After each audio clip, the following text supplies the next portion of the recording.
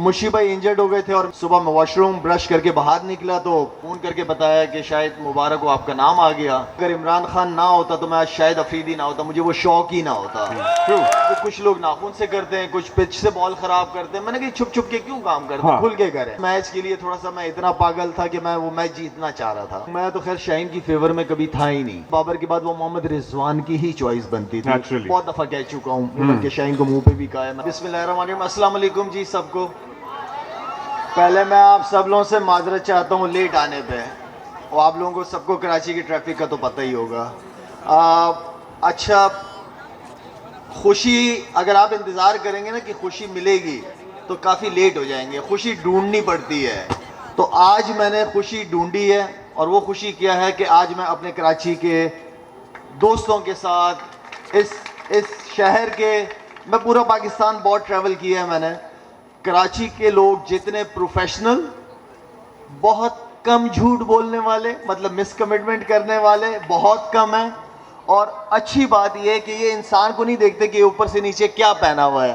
तो मुझे कराची शहर, आई एम वेरी ब्लेस्ड कि कराची शहर ने मेरी परवरिश की। अल्हम्दुलिल्लाह अल्हम्दुलिल्लाह। वालिद साहब जिस तरह अब्दुल्ला बता रहे हैं कि 69 में कराची आए, एंड देन हमारे वालिद साहब का हमारे ऊपर बहुत बड़ा एहसान था कि वहाँ से हमें निकाल के कराची जैसे शहर में हम 82 में यहाँ पे शिफ्ट हुए। वैसे मैंने अपनी उम्र बार बार बताई हुई है कि मैं 1977 की पैदाइश हुई। अच्छा, तो हम इस हिसाब से हिसाब लगा लें, क्योंकि हम तो यही समझते रहे बड़े अरसे तक, जब हम बड़े होते रहे, कि भाई 16-17 साल में हमने रिकॉर्ड बनाए। वो हम किताब जब तक नहीं आई हमें पता नहीं लगा कि उसकी वो अथॉरिटीज ने कुछ गड़बड़ कर दी थी। देखो अब्दुल्ला, उम्र जो है ना वो एक नंबर है। अगर आप ये समझोगे कि आपकी उम्र हो गई तो फिर वाकई हो गई, उम्र नहीं हुई। अच्छा, आप लिटरली 90s में कराची में जो भी लड़के बड़े हुए हैं उनसे पूछ लें आप, हर लड़के ने शाहिद आफरीदी के साथ क्रिकेट खेली होती थी। सारों ने तकरीबन, बिकॉज कराची का दिल इतना बड़ा है और ये अपने सुपरस्टार्स को इतने खुले दिल के साथ ओन करता है कि everybody wants to be associated with them. You being a Pakhtun living in highly concentrated areas जहां पे उर्दू स्पीकिंग फैमिलीज ज्यादा रहती हैं, बचपन में किसी तरह की तफरीक का सामना रहा या पता ही नहीं लगा और सबके दरमियान मिलजुल कर बड़े हो गए? अच्छा, मैं जब कराची शिफ्ट हुए तो हम Federal B Area block 5, block 10, block 11 and then 92 में फिर हम गुलशन शिफ्ट हुए थे। अच्छा, वहाँ पे क्योंकि 90 भी वहीं था पूरा एरिया, तो वहाँ पे अजीज़ाबाद, हमने वहाँ पे इतनी ज़बरदस्त लाइफ गुजारी है। कोई सिंधी, पठान या महाजिर वाला कॉन्सेप्ट नहीं था। जितने उर्दू स्पीकिंग लोग थे, हम कुछ आज पठान फैमिली थे और बाकी उर्दू स्पीकिंग लोग थे।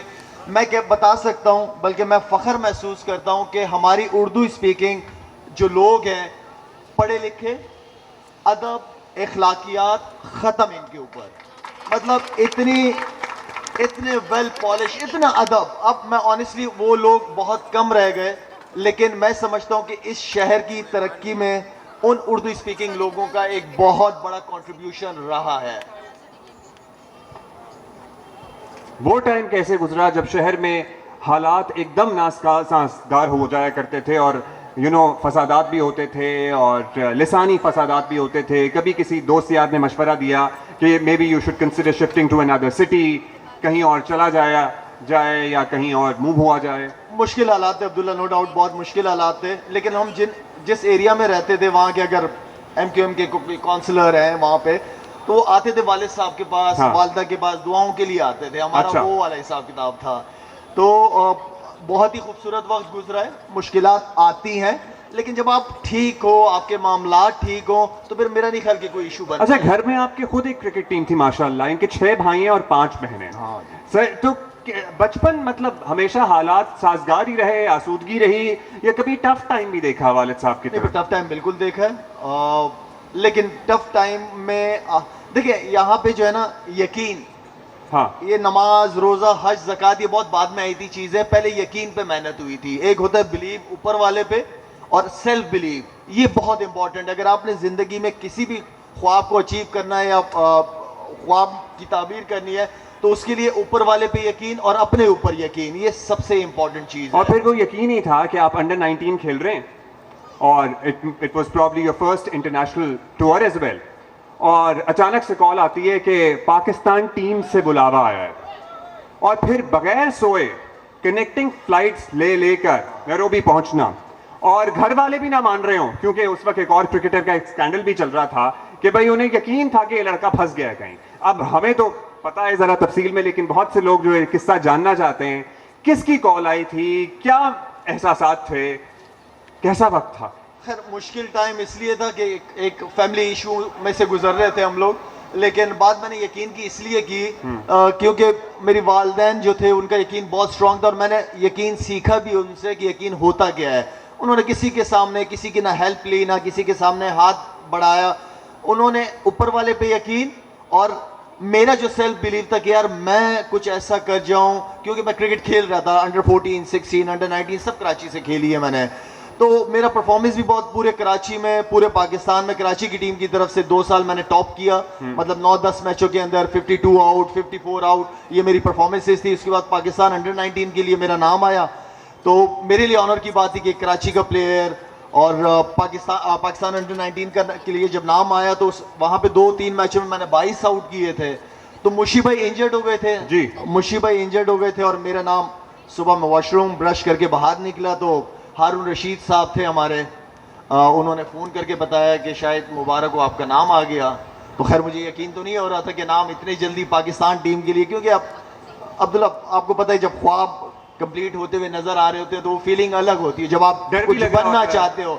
जो चीज़ बनने के लिए मैंने मुश्किल टाइम भी गुजारा, मारे भी खाई हैं पेरेंट्स से क्रिकेट की वजह से, लेकिन अल्हम्दुलिल्लाह एक चीज़ के ऊपर फोकस था और किसी और चीज़ को करीब आने नहीं दिया, सिर्फ फोकस खाना पीना सोना जागना। अब मुशी भाई बीमार हो गए थे, अनफिट थे, आप उनको रिप्लेस करने के लिए टीम में जा रहे हैं। आप क्यों दूसरे मैच में ऊपर के नंबरों में बैट पकड़ा के किसने भेज दिया और क्यों भेजा?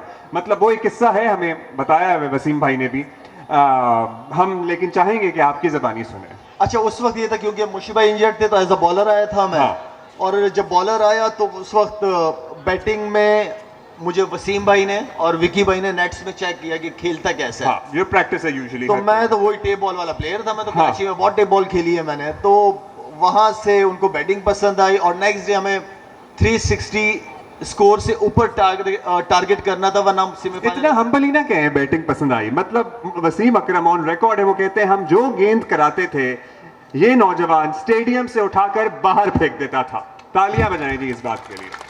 और फिर वो खुद अपने वालिद की बीमारी के सिलसिले में वो टूर शॉर्ट करके चले गए और कह के गए टीम मैनेजमेंट और कप्तान को कि जब कभी हिटर की जरूरत हो तो इस नए लड़के को ना भूलना। और फिर वहां से बूम बूम ने अपनी आमद का ऐलान किया। बस वहां से फिर ऊपर वाले के जबरदस्त प्लान्स रहते हैं और अल्हम्दुलिल्लाह जो नहीं सोचा था वो ख्वाब, मेरा मतलब है कि आप किसी भी फैमिली के लिए, पेरेंट्स के लिए एक बहुत बड़ी बात होती है, अगर बच्चा आगे की तरफ जा रहा हो तो उसको कामयाबी लाइफ में मिल रही होती है, तो उससे बड़ी मूवमेंट तो फैमिली के लिए बिल्कुल भी कुछ नहीं है। और शुरू से ही था मेरा अब्दुल्ला, 2 चीज़ों का मैंने बहुत जहन था कि या तो पाक आर्मी, पाकिस्तान पाक फौज, या क्रिकेट की तो क्रिकेट का शौक कहाँ से आया था? ऑब्वियसली उस वक्त के नेशनल हीरो तो इमरान खान साहब थे ही, लेकिन अदरवाइज किसी बड़े भाई से था? Who was the one? Abdullah, मैं काफ़ी दफ़ा मेंशन कर चुका हूँ, मेरे ख्याल में अगर इमरान खान ना होता तो मैं आज शायद अफरीदी ना होता, मुझे वो शौक ही ना होता।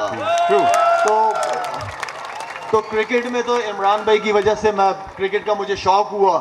फास्ट बॉलिंग शुरू की मैंने, लेकिन बाद में पता चला कि मैं तो बट्टा मारता हूँ। फिर मैंने छोड़ दी। फिर अब्दुल कादिर का बड़ा नाम आपको पता है, one of the best leg spinner in the world, तो वहां से फिर मुझे लेग स्पिन का भी शौक था। अच्छा, फिर जाहिर है उन स्टार्स के दरमियान मौजूद रहना इतनी छोटी उम्र में, जिनको आप देख के बड़े हुए हों, जिनकी लिटरली हमारे कजन्स आपके पोस्टर लगाया करते थे और आप भी सर्टनली उन लोगों के पोस्टर्स लगाया करते थे जो उस वक्त भी स्टार्स थे, उनके दरमियान एज अ टीम मेंबर बन के रहना, ये तजर्बा कैसा रहा? और फिर बाद में बहुत से इख्तलाफात भी आपके कुछ लोगों से सामने आए, पर्टिकुलरली हम मियां दाद साहब का, जावेद मियां दाद साहब का नाम लेंगे, वकार यूनुस साहब का नाम लेंगे। आई रिमेंबर करेक्टली 99 का इंडिया में चेन्नई का टेस्ट था, आपने सेंचुरी बनाई थी और आपको नेट्स नहीं करने दिए गए थे। ये कैसे हुआ सारा कुछ? अच्छा, क्योंकि वसीम भाई, विकी भाई, इंजी भाई, मोइन भाई, ये जितने भी प्लेयर्स थे, जो भी जो भी कोई जूनियर प्लेयर आता था तो खास तौर पे ये बहुत ज़्यादा ख्याल रखते थे उनका, तो इसलिए कॉन्फिडेंस बढ़ गया था हमारा वहाँ पे बहुत ज़्यादा। और बहुत से लोग कहते हैं कि लाला तुम जब बैटिंग करने गए थे तुम क्या सोच रहे थे? मैंने कहा यार कुछ सोचता तो रिकॉर्ड नहीं बनता। तो बगैर सोची खेल रहा था, रिकॉर्ड बन गया।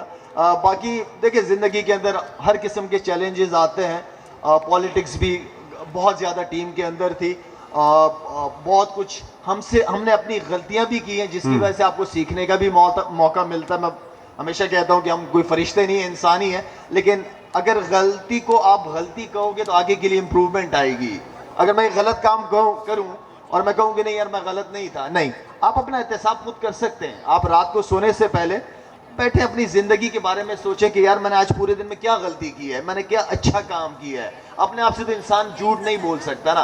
अब शाहिद अफरीदी बाहर से कैसा है ये तो आप लोगों को नजर आ रहा है, हाँ। शाहिद अफरीदी अंदर से कैसे ये आपको नहीं पता चल सकता, ये बनाने वाले को पता है। तो फैसले शाहिद अफरीदी अंदर कैसे उस पर फैसले होने, बाहर वाले पे नहीं। अच्छा, शोएब अख्तर ऑन रिकॉर्ड हैं और वो कहते हैं कि दो लड़के जो उस वक्त सुपरस्टार्स थे और स्टारडम मतलब उनकी उरूज पर थी, एक शाहिद खान आफरीदी और एक शोएब अख्तर भी, उनको बड़े लोगों की तरफ से या सीनियर्स की तरफ से, या हम जिन्हें कहते हैं ना बड़े लड़के, वो पसंद नहीं करते थे, टफ टाइम मिलता था। शोएब भाई ने तो हमारे भी ज़ाहिर दोस्त हैं, उन्होंने कहा कि जी हमसे जेलस होते थे।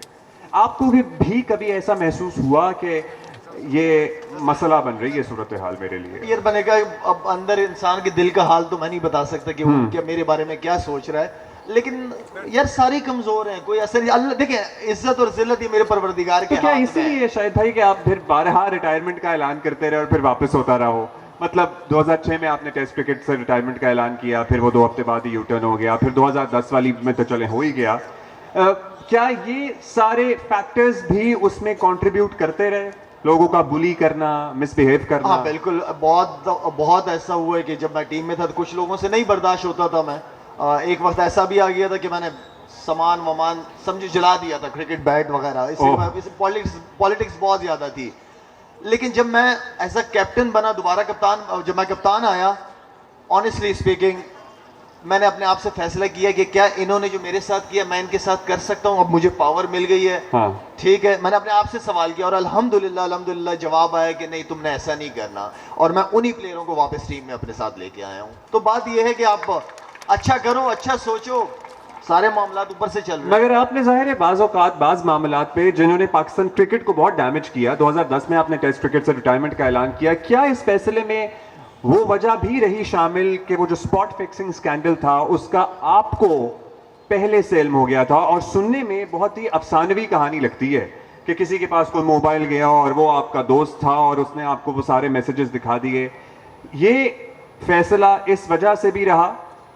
अच्छा, मैं उस वक्त ना, क्योंकि मेरे पास जब मैसेजेस वगैरह आ गए थे, किसी तरीके से आ गए थे बस, तो वो मैंने मैनेजमेंट से शेयर किए, मैनेजमेंट ने कोई एक्शन नहीं लिया, क्योंकि मैं कप्तान था और मेरी कप्तानी में अगर इस तरह की चीज़ हो रही थी, मैंने उन लड़कों को भी समझाया, मैंने मैनेजमेंट को भी समझाया, लेकिन जब वो फैसला नहीं कर पाए तो फिर ऊपर वाले का भी एक फैसला होता है।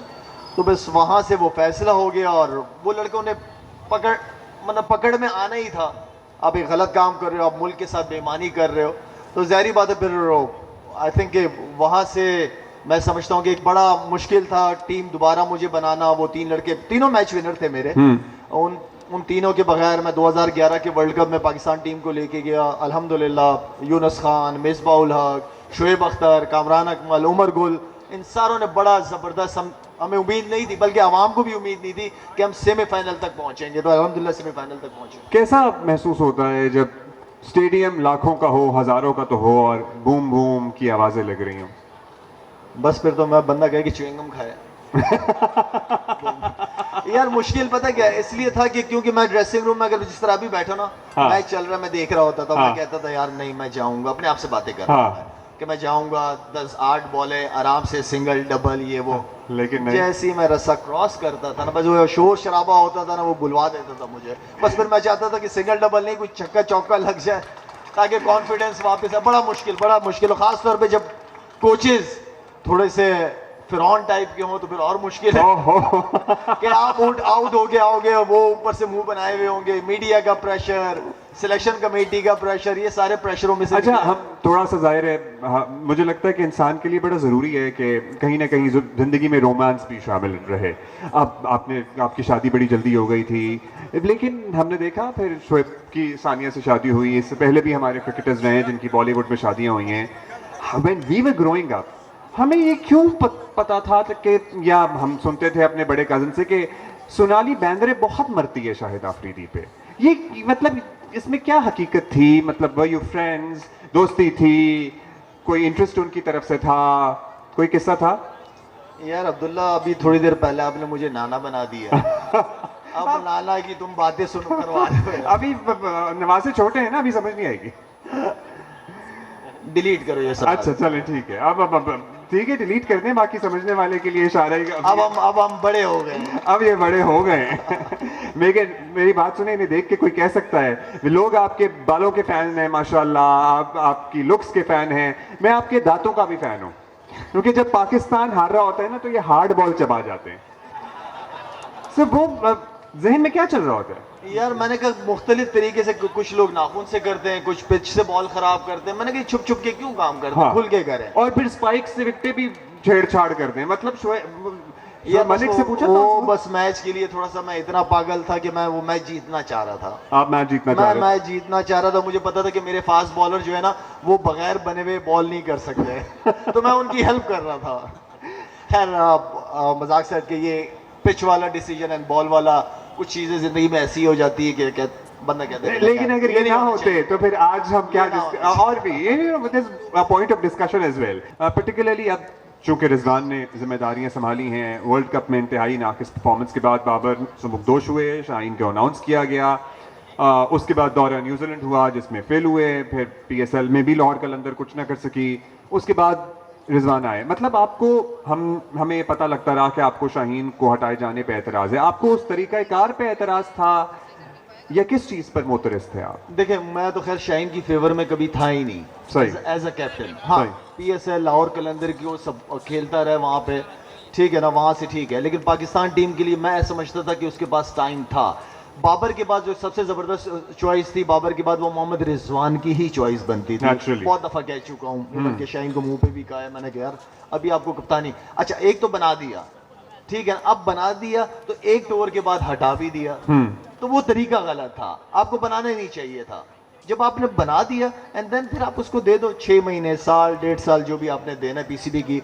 अब मसला ये है कि हमारे 1 साल के अंदर 3 चेयरमैन चेंज हुए हैं, ठीक है ना।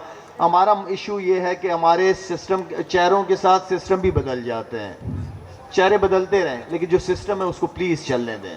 ये ना देखें कि कोई नया चेयरमैन आ गया तो मैं सबसे ज़बरदस्त हूँ और मैं सारे काम ठीक कर दूंगा, और पिछले वाला जो चेयरमैन था वो उसको काम नहीं आता था, इस तरह नहीं करना चाहिए।